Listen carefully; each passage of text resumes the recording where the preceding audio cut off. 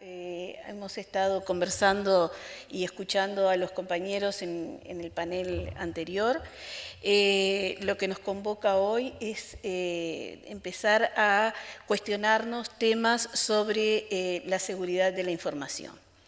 En este caso, voy a hacer una breve reseña diciendo que la Dirección Sectorial de Información para la Gestión y la Comunicación, dependiente del CODICEN de la ANEP, tiene, entre otras funciones, el de construir herramientas informáticas. Estas herramientas informáticas pueden ser sistemas de información, como también herramientas administrativas, didácticas y pedagógicas. Cuando se trabaja en la construcción de estas herramientas, se manipula mucha cantidad de datos.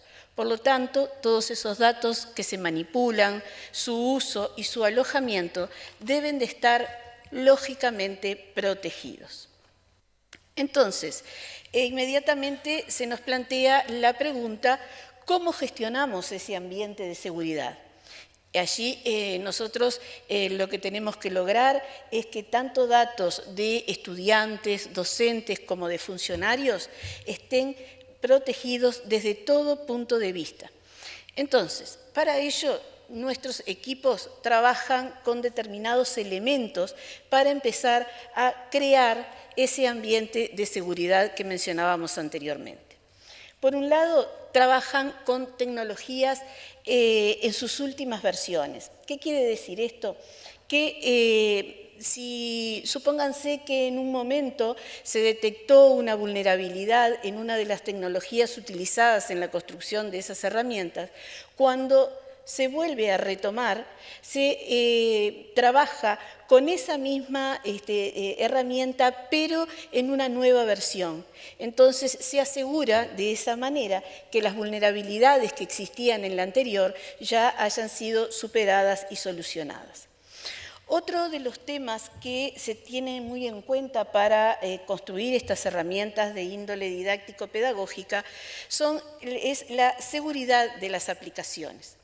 Es decir, los equipos de desarrollo continuamente están testeando esas aplicaciones, la exponen a sobrecargas y a penetraciones para que evitar que luego, cuando esa herramienta sale a producción, salga con la mejor calidad de datos y que además en el camino no llegue a manos que no corresponden que las manipulen. El otro elemento que se tiene en cuenta es el alojamiento de la información. Ya Miguel habló un poco de esto y nos congratula nuevamente de decirlo que por suerte en nuestro país tenemos un data center de nivel de muy alta calidad y que nos proporciona el alojamiento de toda nuestra información. Este tema del alojamiento viene muy de la mano con lo que tiene que ver dónde está esa información alojada y que es, en este caso, en territorio nacional. ¿Y por qué nosotros hacemos tanto hincapié de que los servidores estén en territorio nacional? Porque cuando esa información está dentro de nuestro país, está regida por las normas y las leyes que legislan esas temáticas dentro de nuestro territorio. En este caso, por ejemplo, podemos hacer alusión a la Ley 18.331, que es la Ley de Protección de Datos Personales y Habeas Data, donde ya ustedes la conocen mucho porque también la hemos trabajado en la jornada anterior de protección de datos personales y en la propia guía está. Eso lo que nos asegura es que si los datos, nuestros datos, se manipulan erróneamente o por personas que no les corresponde hacerlos, nosotros vamos a estar protegidos porque estamos bajo esa normativa. ¿Qué pasa cuando los datos no están en nuestro territorio? Lógicamente pueden haber malas utilizaciones de esos datos, como decía Miguel, pueden ser vendidos, pueden ser utilizados, crear perfiles con nuestros datos, perfiles que nosotros no creamos, y a la hora nosotros de poder realizar una gestión de protestar por qué está siendo utilizada esa información en forma incorrecta, evidentemente no vamos a tener una protección desde nuestro país, sino que se van a regir por las normas, lógicamente, de los países donde estén alojados esos servidores. Otro tema importante que se tiene en cuenta desde la dirección sectorial y desde el equipo de desarrollo de las herramientas es que se trabaja con el certificado SSL, es decir, el certificado de la capa de segura de conexión. Este es un protocolo por el cual la información viaja en forma segura entre el servidor y el usuario y viceversa.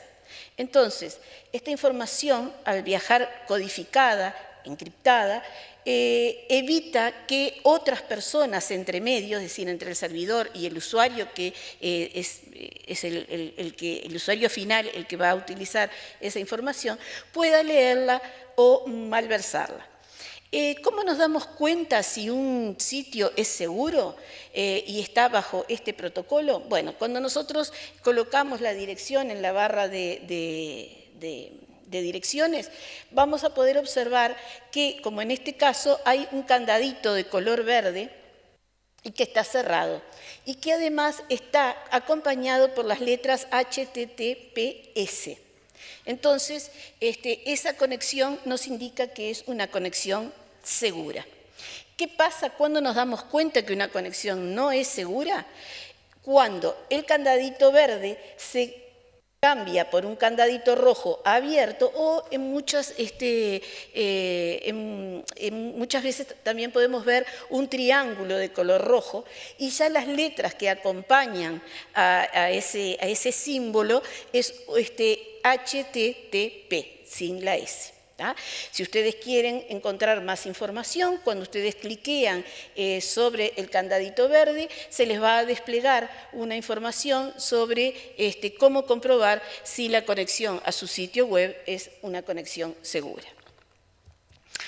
Otro de los elementos que tomamos en cuenta es la autenticación única. Con esto lo que se logra es que el usuario, logueándose una vez con una misma contraseña, pueda ingresar a diferentes sistemas de información. Esto lo que nos asegura es, por un lado, que no haya que tener reiteradas contraseñas en los diferentes sitios a los que queremos entrar, y además la ventaja es que con la autenticación única las contraseñas no se almacenan. Entonces, por ejemplo, tenemos aquí el caso de el login único o la autenticación única en las herramientas que estamos utilizando desde la ANEP. Como ustedes ven, tenemos el usuario ANEP, el usuario de SEIP, de CES, de UTU y, bueno, todavía aún no el de formación docente, pero pretendemos que también ingrese dentro de esta autenticación. Entonces, el usuario que entra una sola vez logueándose a través del usuario que él considere, después puede navegar en los otros sistemas que están dentro de esta autenticación sin tener que nuevamente volver a escriturar su usuario y su contraseña. Otro elemento que tenemos en cuenta es el acceso al control de esa información. Por lo general, el acceso de control de la información lo tienen los desarrolladores de infraestructura. Cuando nosotros, por ejemplo, queremos hacer una capacitación sobre los sistemas de información o una demostración sobre ellos, no utilizamos el sistema que está en producción. Si ustedes observan allí en la barra de direcciones, hay en una parte que dice test portafolio docente. Esto es una copia de la base de datos que está en producción, pero con un aditivo, que toda la información que está allí está anonimizada.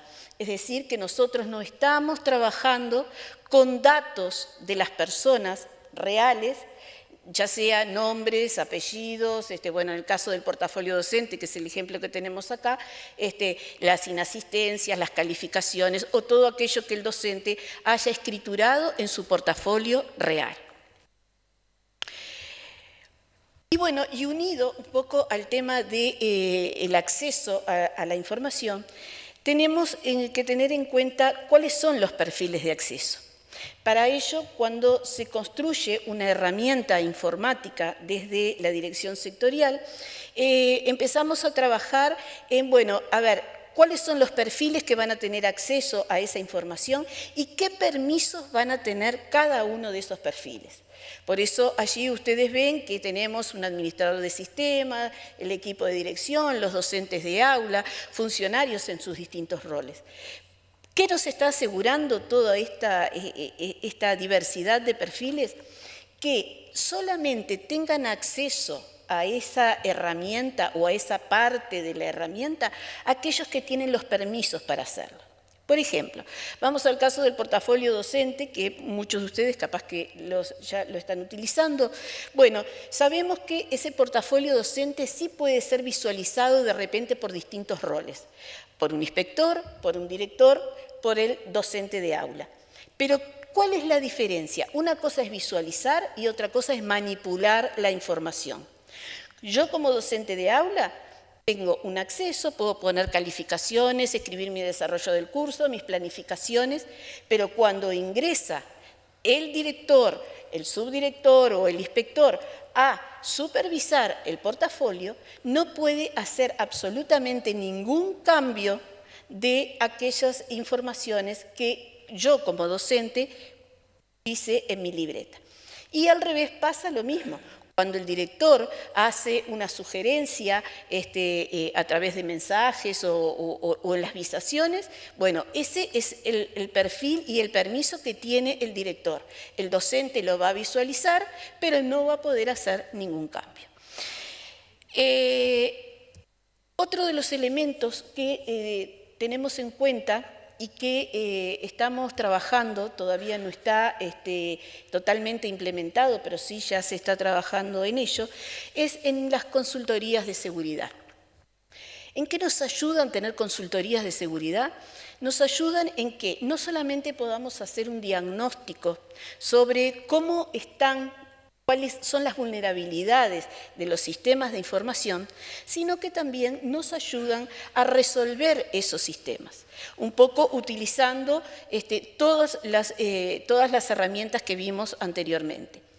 Pero lo más importante de todo esto es que no solamente vamos a diagnosticar, vamos a tratar de solucionar esos problemas, sino que también vamos a tener la capacidad de poder sensibilizar a los 64.000 funcionarios que tiene la ANEP acerca de cómo cuidar y asegurar toda esa información.